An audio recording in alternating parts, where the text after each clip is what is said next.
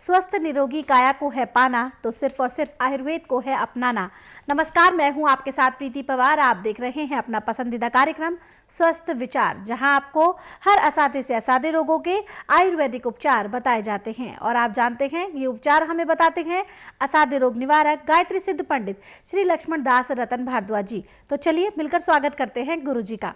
गुरु जी, आपका बहुत बहुत स्वागत है। नमस्कार। दर्शकों, इस कार्यक्रम में हम रोजाना एक रोग पर चर्चा करते हैं, विस्तार से उसके कारण बताते हैं, लक्षण बताते हैं और फिर बताते हैं आपको आयुर्वेदिक उपचार भी। इसी कड़ी में आज हम बात करेंगे आंख में फूला होने की समस्या को लेकर। ये जो रोग होता है ये किस प्रकार का रोग है, ये गुरुजी से जानते हैं और साथ ही साथ जानते हैं इसके आयुर्वेदिक उपचार भी। गुरुजी, जैसा आपने सुना, चर्चा का विषय है आंख में फूला होना। दर्शकों को बताएं इसके लक्षण क्या होते हैं और आयुर्वेदिक उपचार क्या कर सकते हैं। जब किसी की आंख दुखनी ज़्यादा दिन रहे जी, और कोई भी दवाई काम ना करे, तो जैसे वर्षा ऋतु में सूर्य के आगे बादल छा जाता है और सूर्य की गर्मी नीचे नहीं आती जी, ऐसे जो हमारा लेंस है इसके आगे जो हमारा काले रंग का गोल घेरा है, इसके ऊपर सफ़ेद बादल सा छा जाता है जी, जिसको हम फूला बोलते फूला कहते हैं। और ये फिर जैसे चुंबक लोहे को पकड़ता है ऐसे उस श्वेत घेरे को पकड़ लेता है और फिर आंखों की रोशनी दिन प्रतिदिन उससे कम होती है। जी, अब मेडिकल साइंस तो कहती है कि हम ऑपरेशन करके इसको निकालते हैं, परंतु निकला नहीं आज तक। मैंने जितने भी रोगी मेरे पास फूलने वाले आए, उन्होंने पता नहीं कितनी बार ऑपरेशन कराया परंतु निकला नहीं। अब स्वस्थ विचार में तो सिर्फ दवाइयाँ होती हैं, इससे ऑपरेशन नहीं करते। जी, स्वस्थ विचार में जो फूलने के लिए दवाई बनाई गई है, इसमें हल्दी 10 ग्राम, 10 ग्राम काली मिर्च, 10 ग्राम सूखे पत्ते नीम के, जी, 30 ग्राम हो गए। तीनों चीज़ों को कूट के पीस के कपड़ छान करके फिर इसको नींबू के रस में भिगो दिया जाता है। जी, अब सुबह तक ये काफ़ी पानी चूस, नींबू का रस चूस जाता है, जी, सूख जाता है। फिर इसके अंदर गौ का पेशाब डाल के इसको अच्छी तरह पीसते हैं दोबारा, यानी 10 दिन तक हर रोज़ गौ का पेशाब इसमें डालना है और इसको फिर पीसना है। 4 घंटे तक इसकी पिसाई करनी पड़ती है और फिर 5वें दिन से इसमें 3 ग्राम कपूर डालना पड़ता है। कपूर देसी डालना है जिसमें मोम नहीं है।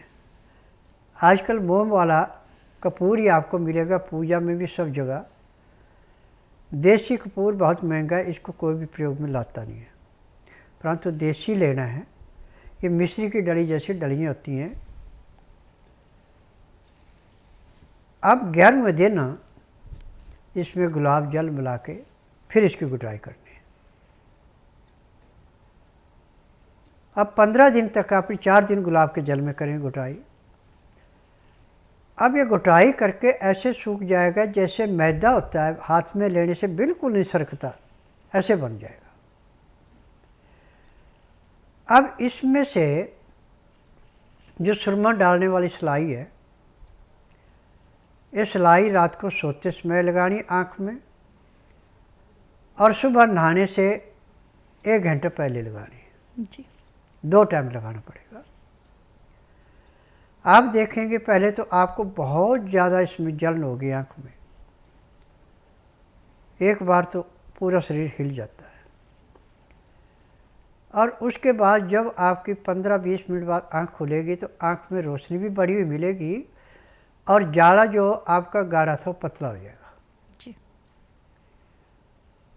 और महीने सवा महीने में जाड़ा चाहे आपका कितना भी पुराने से पुराना समाप्त हो जाएगा। और आँखों में रोशनी ऐसे होगी जैसे माँ के गर्भ से बच्चा जन्म लेके उसकी आंखों की रोशनी होती है 6/6 पूरी रोशनी होगी। जी। मोतियाबिंद को काटने के लिए, जाड़े को काटने के लिए ये सुरमा एक किस्म का अमृत है। अब दूसरे तीसरे महीने मेरे पास ऐसे मरीज आते रहते हैं। मेरा नाम वीरेंद्र सिंह है और इसी क्षेत्र का रहने वाला हूँ कि यहाँ पे कार्यक्रम होते हैं जिनके कारण ये समस्याएं जो है दूर हो सकती हैं। आप सब जनों की वजह से सफलता मिल जाएगी। मेरा नाम डॉक्टर वीपी वर्मा है। मैं केमिस्ट्री का प्रोफेसर रिटायर हुआ हूँ फ्रॉम एनआईटी श्रीनगर कश्मीर और कुछ सालों से गुड़गांव में रह रहा हूँ। और ये मेरे वीरेंद्र सिंह हैं, ये मेरे बेटे हैं, ये मैकेनिकल इंजीनियर हैं और इनको 2014 में कुछ ट्यूमर, बड़ा हल्का सा ट्यूमर बताया और जब सर्जन के पास गए तो सर्जन ने कहा कि ये बहुत छोटा है और इसको डिस्टर्ब करने की ज़रूरत नहीं है। तो हमने लाइटली लिया और हम भी चुप हो गए कि कोई बात नहीं। बाद में 2019 में इनको बहुत बड़ा एपिलेप्सी का अटैक आया जिसमें ये बेहोश हो गए और घर वाले हम सब घबरा गए। फिर जब हॉस्पिटल में ले गए तो उन्होंने बोला कि भाई ये तो ट्यूमर है। और फिर एक हॉस्पिटल, फिर दूसरा हॉस्पिटल, गुड़गांव के जो बड़े बड़े हॉस्पिटल से सब डॉक्टरों से हमने कंसल्ट किया तो उन्होंने कहा कि भाई ये 3rd ग्रेड का ट्यूमर है और ये कैंसरस है, तो इसके लिए सर्जरी भी ज़रा मुश्किल है। पर एक डॉक्टर हैं पारस हॉस्पिटल में, वो डॉक्टर बड़े रिनॉन्ड सर्जन हैं, न्यूरो सर्जन, तो उन्होंने इनका ऑपरेशन किया इन दी 29 अप्रैल 2019 को। तो ऑपरेशन के बाद इलाज चलता रहा। उसके बाद रेडिएशन पे रखा इनको, रेडिएशन के बाद कीमो दिया पर कोई विशेष लाभ नहीं हुआ। फिर अंत में उनके साथ रहते रहते ऐसा लगा कि डॉक्टर भी अपनी विवशता एक्सप्रेस कर रहे थे कि भाई अब क्या किया जाए। एक कोई लास्ट में दवाई बताई कि एक दवाई है पर उसका ये करैक्टरिस्टिक है कि अगर वो दवाई ठीक लग जाए तो पेशेंट ठीक हो जाता है, पर अगर ना लगे तो पेशेंट का लाइफ जो है वो भी ख़त्म हो जाता है। तो उसको हम करने के लिए तैयार नहीं थे। तो इन द मीन टाइम बाबा लक्ष्मण दास जी के बारे में पता लगा। हमारा बेटा एक यूएस ह्यूस्टन में है सॉफ्टवेयर इंजीनियर, तो उसने इनका एक मुझे लिंक भेजा और वैसे भी हम टीवी में देखते थे इनको और इनका प्रोग्राम सुनते थे। तो फिर इनको कांटेक्ट किया तो इन्होंने कहा भी आप हमारे पास रोगी को लाइए, उसकी नब्ज़ दिखाइए, उसके बाद देखते हैं। तो इनको नब्ज़ दिखाने के लिए आया और ये बाबा जी ने बड़े प्रेम से नब्ज़ देखी और उनके लिए कुछ दवाइयाँ लिखी और दवाइयों के साथ साथ मालिश के लिए भी हर्बल ट्रीटमेंट दिया। और मुझे कहते हुए बड़ी प्रसन्नता हो रही है कि 23 नवंबर 2019 को हम बाबा के पास आए थे और उसके बाद धीरे धीरे जो बेटा हमारा हिल नहीं सकता था वो अब धीरे धीरे चलने लगा है। और इतना ही नहीं, अब थोड़ा खाने पीने भी लगा है। और हम इस मामले में बाबा जी के बड़े धन्यवादी हैं जिनके एफर्ट से हमारा समझो गया हुआ बेटा का पुनर्जन्म हुआ है, और मुझे पूर्ण आशा है कि बाबा जी की गाइडेंस में ये कुछ ही दिनों में पूर्ण रूप से स्वस्थ होगा और हमारे परिवार में खुशी का माहौल होगा। तो मैं प्रार्थना करता हूँ कि हे भगवान, बाबा लक्ष्मण दास जी को दिन दुगनी रात चौगनी अपने परोपकार में सफलता दे, और बाबा जी की आयु जो है वो अति दीर्घ हो और स्वास्थ्य भी इनका बहुत अच्छा रहे। और एक चीज़ मैं और कहना चाहता हूँ जो बाबा जी से पता लगा है कि बाबा जी 92 वर्ष के हैं और ये अनाज भी नहीं खाते हैं, और इसके अलावा काम इतना करते हैं कि जिसका वर्णन करना मेरे जैसे आदमी के लिए तो संभव नहीं है। मैं बाबा जी के लिए प्रार्थना करता हूँ भगवान से कि सदा ही ये लोगों के दुख निवारण करते रहें। गुरुजी कॉलर जुड़ गए हैं, पहले इनसे बात कर लेते हैं। हेलो। हेलो जी नमस्कार, नाम बताएं, कहाँ से बात कर रहे हैं आप? मैं लोहारू से बात कर रहा हूँ, राजेश कुमार नाम है। जी सवाल करें राजेश जी, गुरुजी सुन रहे हैं आपको। मेरा सवाल यह है कि मेरी 18 महीने की बच्ची है, उसको 2-3 दिन से पेट में दर्द हो रहा है।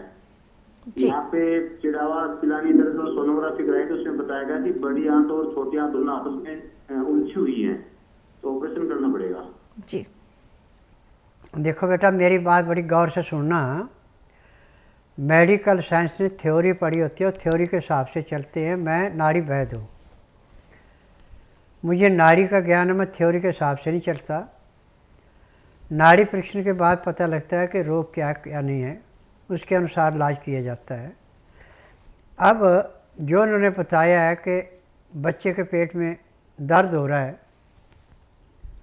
और डॉक्टर ने कहा आंतें उलझ गई, ऐसा कुछ नहीं होता। नाभ भी थोड़ी सी अपनी जगह से सरक जाए, पेट साफ नहीं हो, पेट में गैस रुकती है तो बच्चे को दर्द होता है। अब इसमें ऐसा है कि यदि आप बुधवार छोड़कर गुरुवार से लेकर मंगलवार के बीच में उस बच्ची को मेरे पास लाएं, परंतु इसमें थोड़ा सा कष्ट करना पड़ेगा आपको कि रात 10 बजे तक उसको खिला पिला के सुला दें, और जब तक नाड़ी परीक्षण किया तब तक एक बूंद भी पानी की उसको पेट में नहीं जानी चाहिए। और नब्ज देख के फिर मैं बताऊंगा कि रोग है, और उसी दिन इसके पेट का दर्द भी बंद कर दूंगा। क्योंकि मैं नाड़ी वैद्य हूँ, मुझे 10,000 जड़ी बूटियों की पहचान है जिससे मैं उपचार करता हूँ। अब इस उपचार को पैर के तलुए से सिर के बाल तक कोई भी रोग है, न मशीनों से टेस्ट किया जाता है, न रोगी से पूछा जाता है, न कागज देखा जाता है। नब्ज में जो आ गया वो सब दवाइयाँ दी जाती हैं।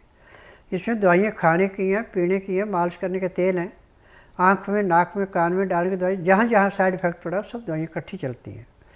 और दवाई देने के 10 मिनट के अंदर दवाई अपना असर दिखा देती है, और 2 घंटे में चाहे कितना पुराने से पुराना रोग है 15 से 20% आराम मिल जाता है। 15 दिन की दवाई से 50 से 60% आराम मिलता है, महीने में रोग बिल्कुल समाप्त हो जाता है। अब बच्ची 18 महीने की है, कोई ज़्यादा बड़ी नहीं है, तो इसको तो हो सकता है कि ज़्यादा से ज़्यादा 3 या 4 दिन लगे पूरा रोग कटने में, परंतु दवाई 15 दिन खिलानी पड़ेगी। जी बिल्कुल, तो आप बिल्कुल भी परेशान ना हो राजेश जी।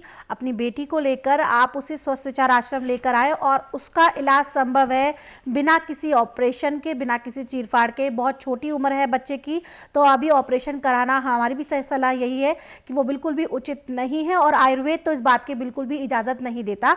आप जल्द से जल्द स्वस्थ विचार आश्रम है। आपने बताया कि आप लोहारू में ही रहते हैं, तो दिल्ली से बहुत ज़्यादा दूर नहीं है। आज मन बनाए और कल स्वस्थ विचार आश्रम चले आएँ बेटी को लेकर, और फिर उसका नाड़ी परीक्षण के बाद जब गुरुजी दवाएं देंगे वो नियम पर इसके साथ अपनी बेटी को सेवन कराएं। उसके माध्यम से आप उसके शरीर के तमाम रोगों को दूर कर सकते हैं। किसी भी प्रकार की जानकारी के लिए नंबर आपकी स्क्रीन पर है। कॉल करने का समय है सुबह 10 बजे से लेकर शाम 5 बजे के बीच। इसके साथ साथ दर्शकों, अगर आप घर बैठे गुरुजी की पुस्तकें मंगवाना चाहते हैं तो वो भी आप बेहद आसानी से मंगा सकते हैं।